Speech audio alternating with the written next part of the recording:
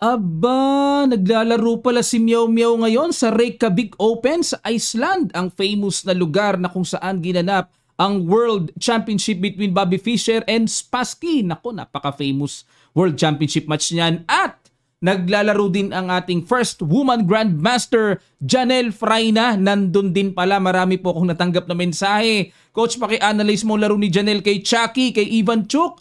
At syempre, pasandahan muna natin kay Meow Meow sa mga nakalaro nilang Grandmasters. Dalawa na ang Grandmasters na kalaban ni Meow Meow at si Janelle ay isa. Kay Chucky, 3 games po i-analyze natin. Samahan nyo akong pag-aralan. Laro muna ni Meow Meow kay Grandmaster Tamas Banus ng Hungary. Nag-E4, C5 Sicilian. Aba, maganda itong laban na ito. Basta Sicilian, rock and roll to. Aha, okay. At Knight C3, ito yung tinatawag na Sveshnikov variation na po pumasok. Okay, Knight D5, D6, nagdi-D6 talaga yan kasi lulundagan ng Knight dyan sa D6 eh. Atake kagad si Meow Meow, kaya binarahan kagad yung square D6 at nag-Knight D5. Ayan. Dito po kasi ang famous line ay Bishop G5. Pinipin yung Knight at para mabawasan ang control ng black sa D5. Pine-pressure yung D5. Pero dito, nag-second line si Meow Meow. Abay, ang bilis naman. Mainit kagad ang ulo. Atake kagad. Pwersadong tagpasin yan at kinapture at nag-Knight B8. Balik muna. Tapos later on, ang gagawin po dyan ay mag-A6 para paalisin ang Knight. Nag-Queen D3. Talagang kakaiba itong opening ni Meow Meow ah. Usually C4 lang yan eh. Pangalawa, A4, Queen F3, yan ang famous lines eh. Pero dito, nag-Queen D3. Nag-A6, ayun naman pala ang pinagmamalaki. Queen A3. At nagustuhan po ng computer engine, palakpak ang stock piece siya. Oh, hindi makapture kasi nakapin. Talagang paano papaalisin ng knight dyan sa B5 at hindi rin makadevelop ng knight papunta sa D7 kasi kakapturin yung pawn D6. Kakaiba ang linyang preparasyon dito ni Meow Meow ah. Bishop E7 lang si GM at dito mga kamatyas talaga naman oo. May binitawang brilliant na naman gustong-gusto ng computer ang tira na yon. Pakiguess nyo ginawa ni Meow Meow sa ilang sandali lang. Tutuloy kagad natin. Start.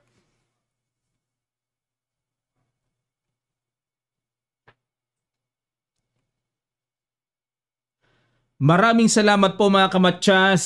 Congrats! Boom! Sa nakakita ng Bishop G5. Talagang grabe talaga maglaro itong Meow Meow na ito. Ayan, at ito po ay face-to-face, long game tournament ha. O, sa mga nagtatanong po, long game ito.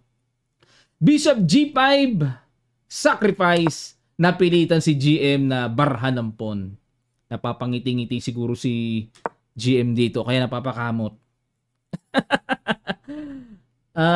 Pag kinapture kasi ang bishop, ito po ang laman. Magda knight x d6 check. Siyempre, pag pumunta sa dark square, E7 or F8, kakapturing yon with discovered. Pag sa E7, knight x B7, queenless pa. Pag dito, knight x B7, may queen E7 harang, kakapturing lang yung bishop with check. Yan ang mga laman. At kung mag-king D7 naman dito, magda knight x F7, grabe mga preparasyon yan. No? Grabe kataas ng evaluation bar. O balik tayo mga kamatyas. Grabe palang rock and roll yung Bishop G5 na yan. Napilitan si GM na mag F6. Bishop D2 umatras. Castling. Bishop B4. O talagang kumbaga sa maraming binabiolate si Meow Meow na opening principles eh. Kasi ilang beses ginagalaw ang pyesa. Pero may katwiran naman. O Bishop B4. Atake sa D6. Ayun, sa inis ni GM. Talagang makulit at maligalig ka. Ayaw mong tumigil. Kinapture na ang knight at nagpa-quality down na lang. Knight A6. Okay. Gumugood move si GM ha. Bumabawi. Threat ang bishop. Bishop D2. Hindi ba makulong ang queen dyan ni Meow Meow? Queen C7.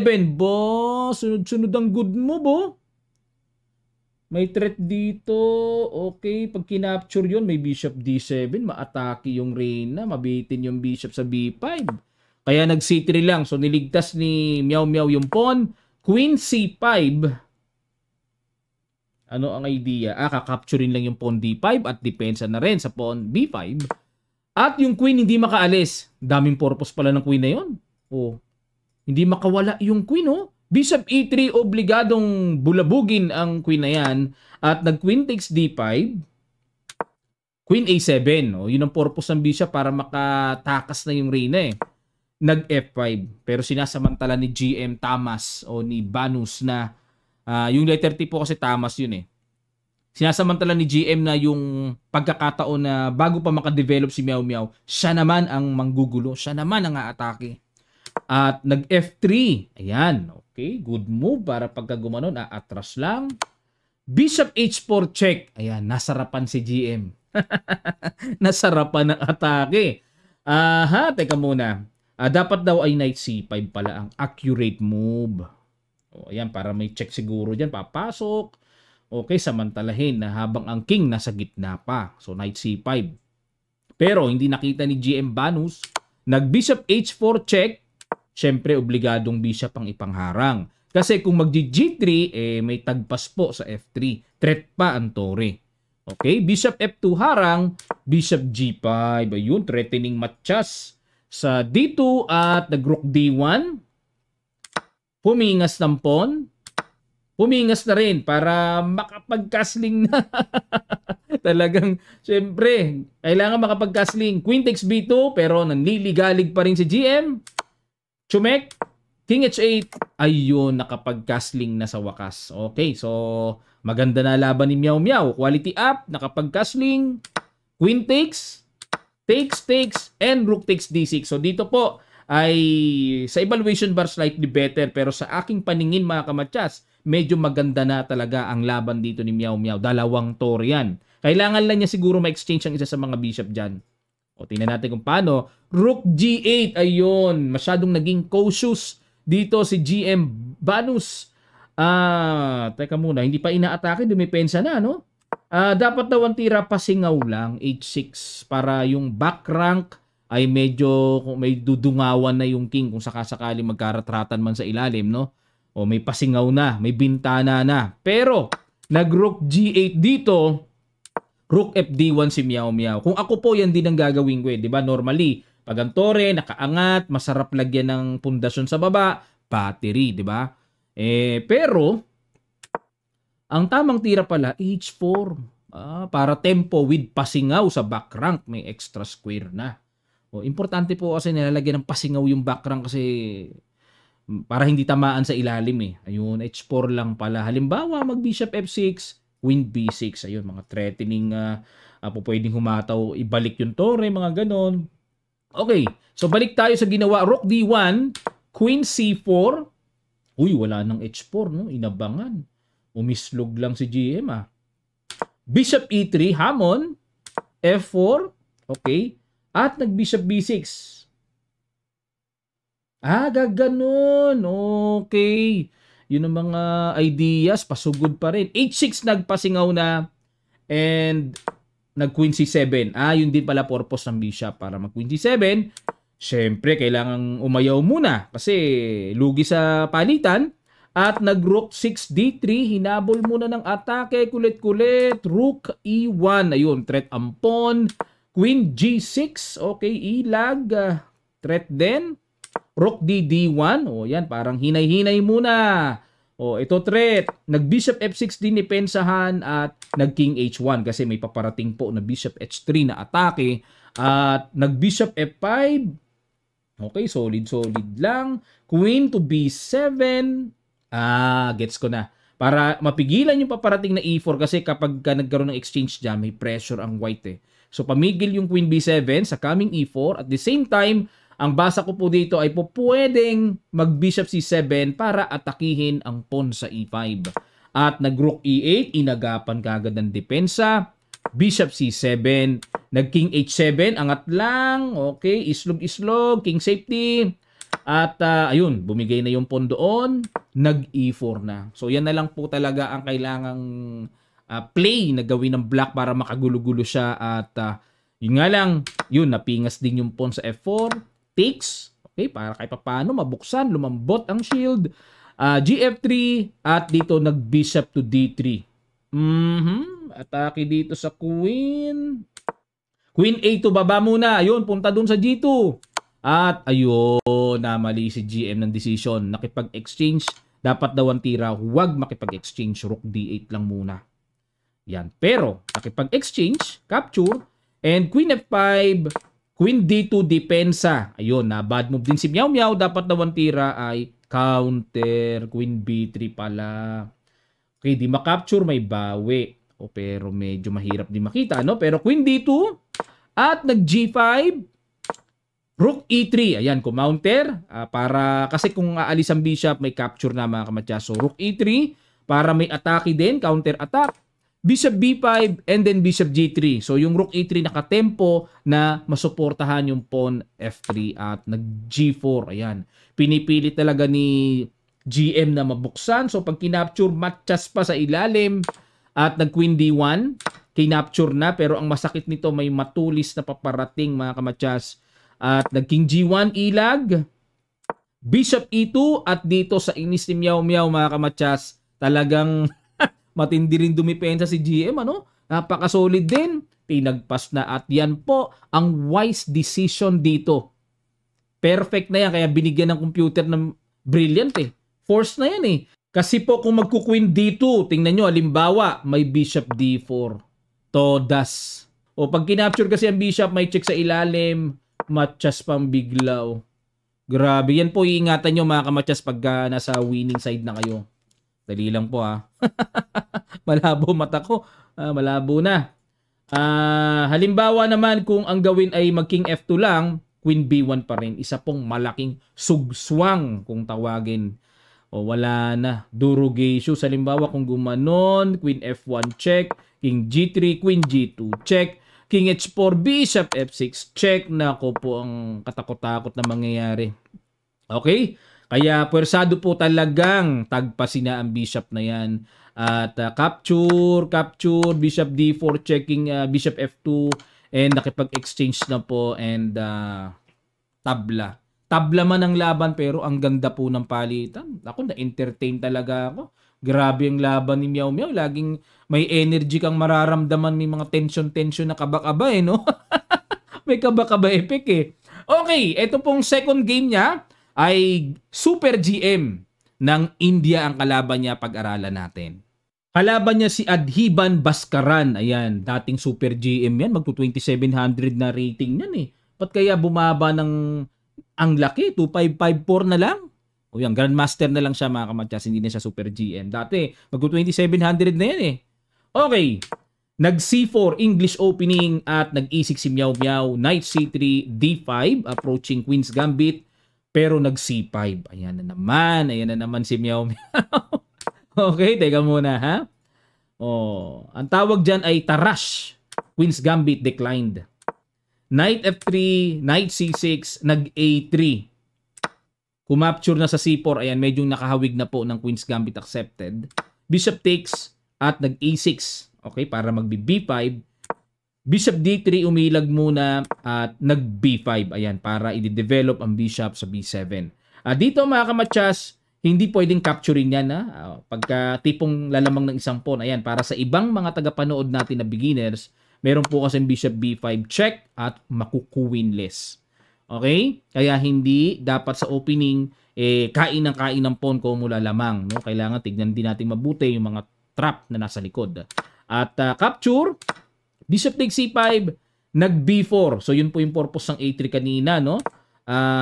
Bishop E7, Bishop B2, and Rook A7. At yan ang maagang novelty ni Meow Meow. Paatake kagad. Imagine niyo po pag nag-castling, may tusok kagad ng Rook D7. Salbahiski talaga to si Meow Meow. Ang novelty, Rook A7, old line ay Bishop B7. Yan ang palaging ginagawa dito. Pero akalain nyo na isipan ni Meow Meow to. Napaka-creative talaga. No? Napailag tuloy si Bhaskaran eh. Kasi tatamaan talaga yun eh. Tiniret ang Bishop, dinipensahan at nag-Bishop B7 at nag-castling. Queen A8. Ano na naman ang tatamaan yan? Meron ba? Knight E4. Ayan na. Na-good mo ba na siya? At kinapture ni Meow Meow na bad mo ba naman? Okay, dapat daw ang tira ay Rook D8. Pinapa-Rook D8 lang.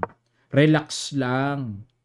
Pero parang ang hirap naman tanggapin ng Rook D8. Bakit? Ano idea, no? Kaya kinapture lang. Takes. And takes. Nag-Knight D4. Napakatapang nito. Grabe katapang, oh. Teka muna. Dapat daw Bishop F6 lang. Gusto ng computer Bishop F6. Pero nag-Knight D4. Talagang buo loob talaga, oh. Knight X D4. Bishop takes. Queen G4. Good move. Ayun, threat ang ay nako, hindi pala makapag-castling. May sacrifice. Kitang-kita. May bishop doon. Napa-bishop G6 para matakpan. Dito mga kamatcha, sige po. Grabe pang puzzle itong posisyon na to. Si Meow Meow ang pinasel eh. Ano kaya ang brilliant move na binitawan dito ni GM Pascaran? Sa ilang sandali lang, tutuloy kagad natin. Start.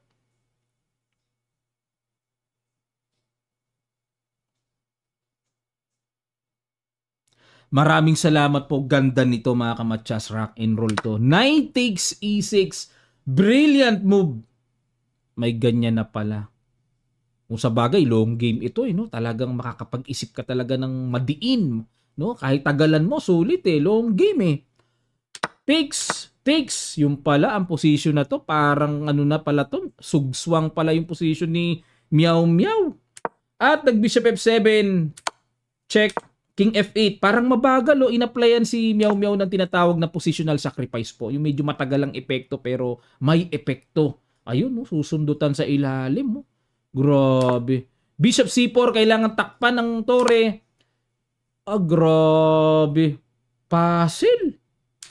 Nip si Bhaskaran, no? Grabe, ginawang puzzle yung laban, no? Bishop F7 and Queen G5 check. Yun, mga paislog-islog na gano'n, no? Eksakto talaga. Parang nadali ng computer engine, ano?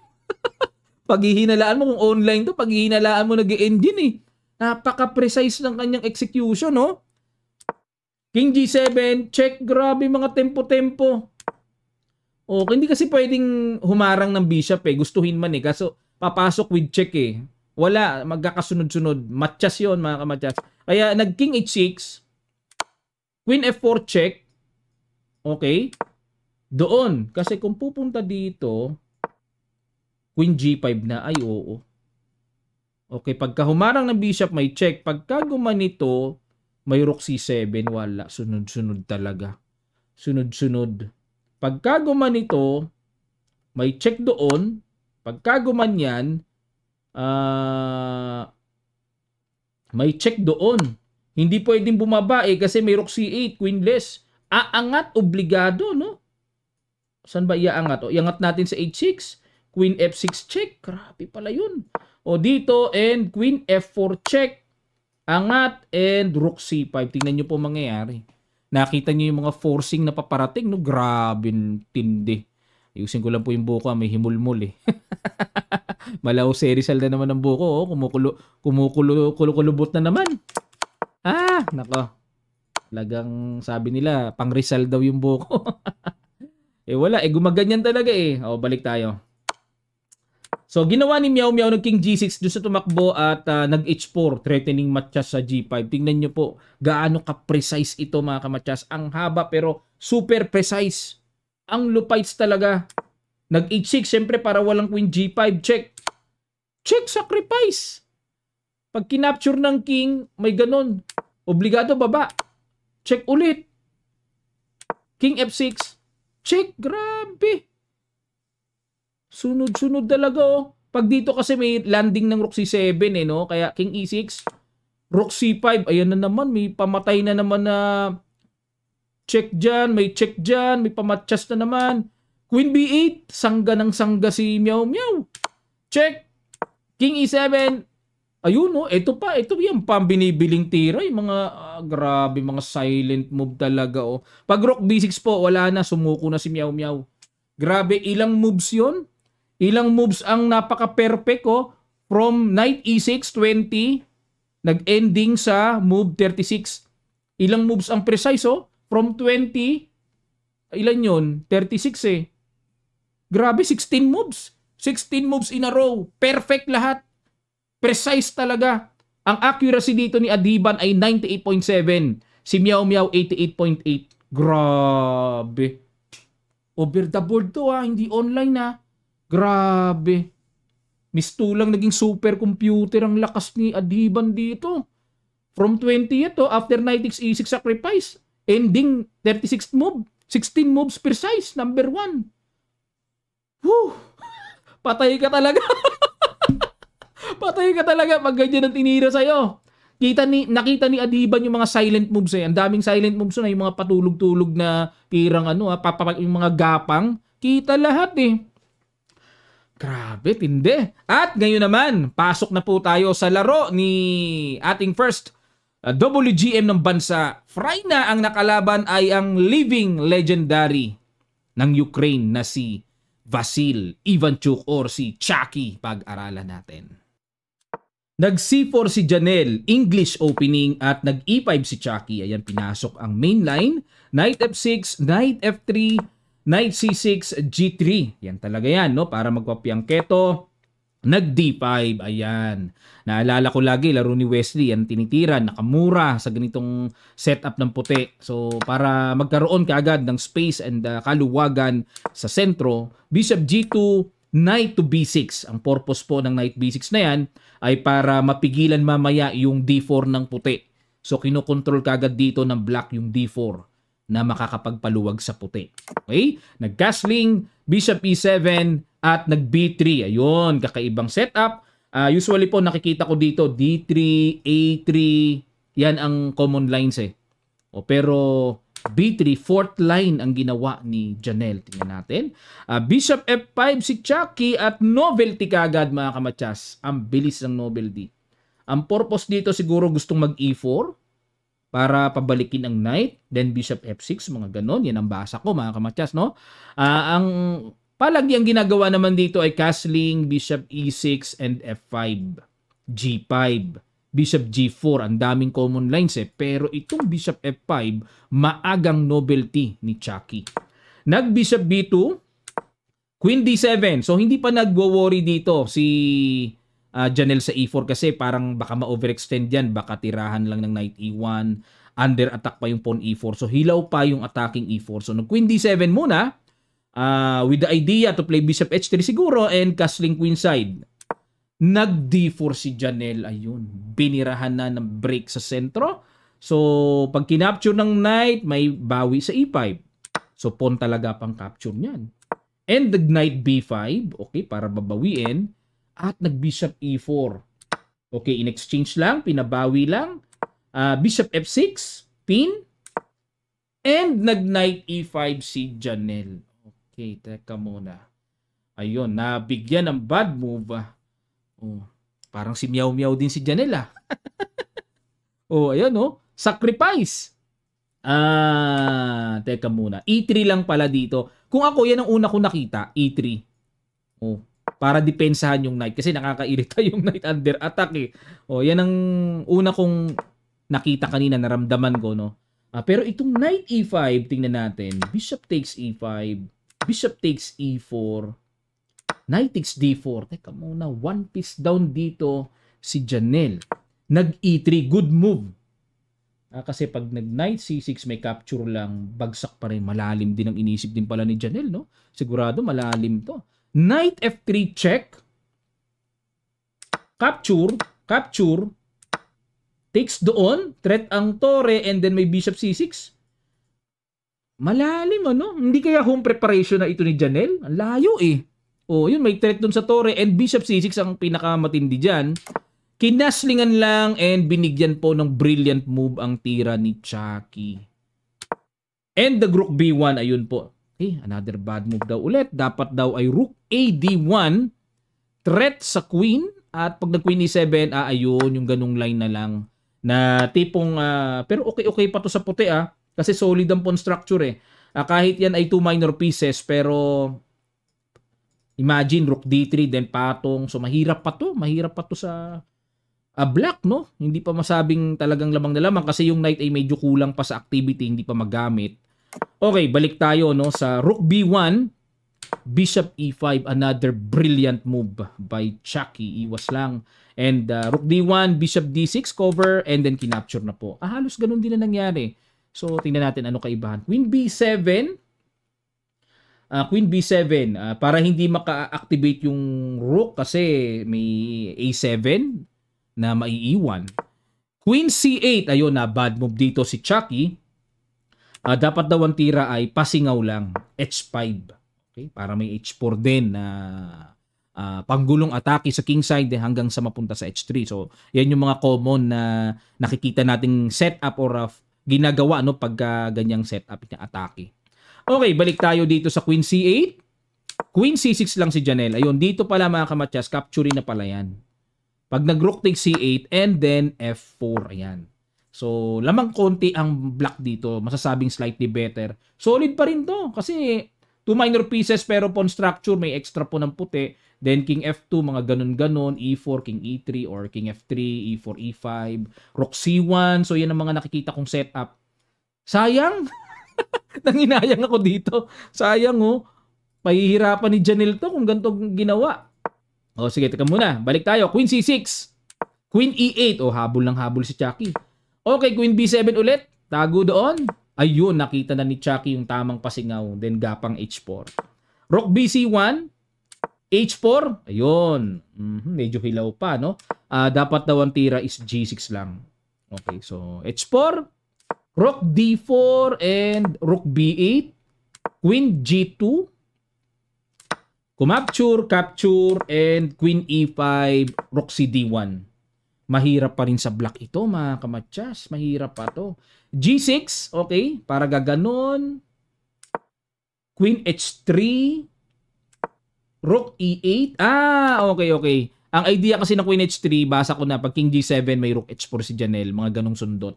So, nag-Rook E8, King G2, Queen C5, King G1. Yun ang naging isang questionable doon. Okay, dapat daw is Queen to H6.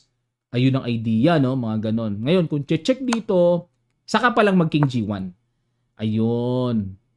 Okay, tingnan natin. King G1, King G7. May salubong na. Nag-Rook H4. Bishop E5. Pag chumek kasi King G8 lang, no? Kasi controlled yung H8. King G2, check. King G1, Queen C2, Rook F1, and Queen takes A2. Ayun lang, napitasan ng pawn doon. At Rook E4 pin. Naku, lumaki na ng lumaki ang evaluation bar ni decisive na. Queen takes B3. Ayun, nasimot yung pawns pala dun sa kabila. Wala bang F4, F4? Baka may F5 lang siya, no? Hindi, F4.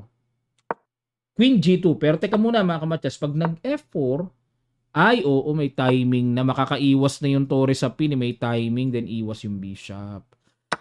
Okay, Queen G2, Knight D5, F4, Knight takes E3. Okay, Queen F3, pin. Ayun ang binibiling tira mga kamatyas. Yan ang malalim. Diyan ako nalaliman. May ganun na pala. Takes. Dami kasing po na lamang, ano? Ayun, kinapture yung bishop and kumapture sa F1. Okay? Takes. Check. Ayun. So, dito po, hindi mo na kinapture, no? Pag kinapture kasi, baka may pin. May pin. Okay. Kaya gumanon muna. At Rook takes E5 ang gustong i-next. Sugswang din pala, no? Di pala pwedeng halimbawa, gaganon. May ganito. Tagpas pala kagad. Pagka kumapture, nakapin eh. So, check. Capture lang. Ay, hindi. Wait lang. May Queen F3 check pala. No? Iwas lang. King F7 lang. Okay. Para ma-maintain yung pin. Talo na rin mga kamatyas. Pag nag King F3 ay Queen F5 check. O pagka gumanon, ganun na lang. Yun, talo na rin pala. Okay. Ganun pa man mga kamatyas ay mapalad pa rin si Janelle na nakalaban ang isa sa mga living legend ngayon. Ano? Ang sinasabi nilang isa sa mga super GM na malakas na hindi nag-World Classical Champion. Pero ang alam ko po, nag-World Rapid Champion na si Chucky. Pero yung Classical, di niya nakuha. Yan. Si Shirov, Chucky, sino pa ba yung mga living ngayon? Adams, yung mga malalakas na players na hindi nag-World Classical Champion. Oh, ayan. Pero grabe po yan. Hanggang ngayon, naglalaro pa rin, hindi pa nagre-retire si Chucky. Okay, maraming salamat po. Good luck kay Janelle sa kanyang journey. At sino kaya ang kasama niyang players doon? Parang siya lang nakita kong Philippines eh. Okay, sana ay makabawi si Janelle.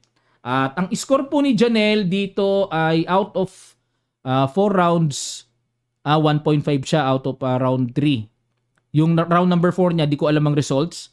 Kasi siguro walang digity board kaya walang result yun. No? Hindi ko pa alam. Si Meow Meow kasi kanina, ang score niya ay 2.5 out of 4. So not bad for Meow Meow. No? Isa lang ang talo niya kay Baskaran. Yan, abangan natin, subaybayan natin ang laro ni Meow Meow at ni Janelle dito mga kamatya. Samantalang, naghihintay pa tayo ng magiging resulta naman ng game number 7, pahinga kahapon ang World Women's Championship. Maraming salamat po. Lapag nyo lang ang inyong mga komento sa loobin. Makakatulong po yan to promote our YouTube videos. At pag may lumabas po na isang ads lang, para nyo lang po malaking tulong nyo na sa ating channel. Salamat! Magkita-kita pa tayo sa mga susunod pang chess updates.